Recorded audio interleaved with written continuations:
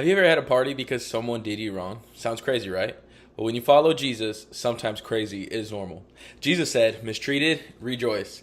Good morning and welcome to the 755 Live. For about 5 minutes, you'll hear all about an easy to remember soundbite version of what Jesus said. The point is to help you experience life to the fullest the Jesus way. Today's Jesus said comes from Matthew chapter 5, verses 10 through 12. So starting in verse 10, it says, "God blesses those who are persecuted for doing right, for the kingdom of heaven is theirs. God blesses you when people mock you and persecute you and lie about you and say all sorts of evil things against you because you are my followers. But be happy about it. Be very glad, for a great reward awaits you in heaven. And remember, the ancient prophets were persecuted in the same way." So we'll read that again in a different book in Luke chapter 6 verses 22 through 23, another gospel. It's just another reference to it. Same thing. It says, "What blessings await you when people hate you and exclude you and mock you and curse you as evil because you follow the Son of Man. When that happens, be happy. Yes, leap for joy, for a great reward awaits you in heaven. And remember, their ancestors treated the ancient prophets the same way." So again, it's not just a suggestion, it's a principle. The first disciples understood that this was a real way of life, that this was a way to real life, and that this was going to be a real part of their life and not something to kind of be afraid of, but just something that was going to be expected. But I appreciate, verse 23 of Luke where it says, "Leap for joy." That's crazy. Like, he's literally saying, like, jump up and down. You're so happy. Leap for joy. In Acts chapter 5, verses 40 through 42, it says, "The others accepted his advice. They called in the apostles and had them flogged. Then they ordered them never again to speak in the name of Jesus, and then they let them go. The apostles left the high council rejoicing that God had counted them worthy to suffer disgrace for the name of Jesus. And every day in the temple and from house to house, they continued to teach and preach this message: Jesus is the Messiah." So this is talking about some apostles who were arrested and things like that. And it says they leave excited. They were rejoicing that God had counted them worthy to be persecuted, that they were chosen to be persecuted.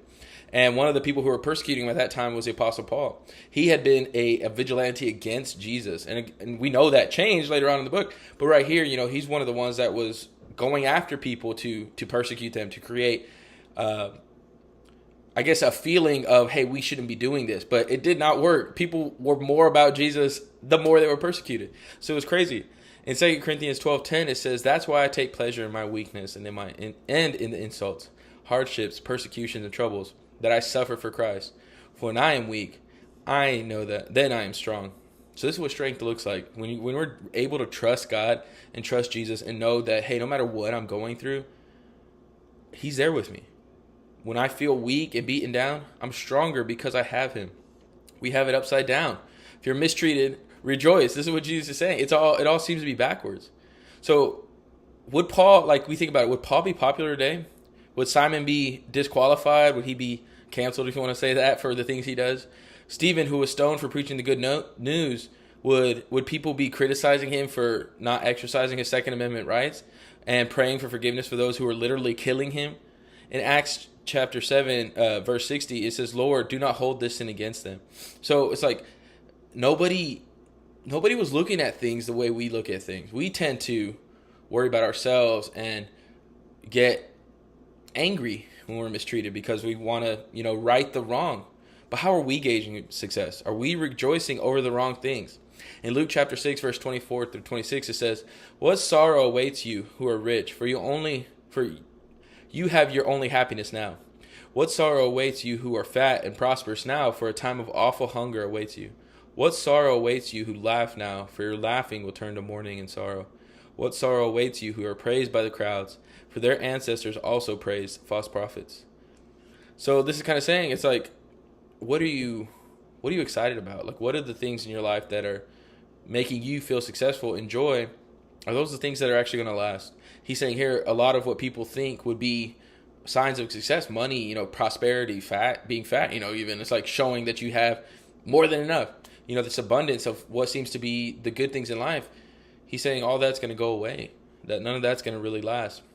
But instead, they speak earlier, what we were reading, that we're going to be able to rejoice, though, when we're mistreated.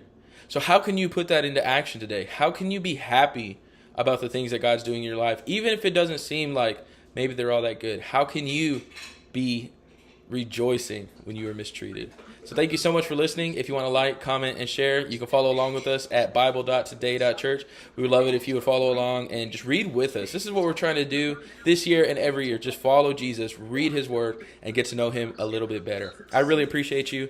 I hope you have an amazing day, and I hope this time together has helped you to live life to the fullest, the Jesus way. Remember to follow Jesus today, and we end everything by saying, follow Jesus today, and all together we always say, love first. Thank you.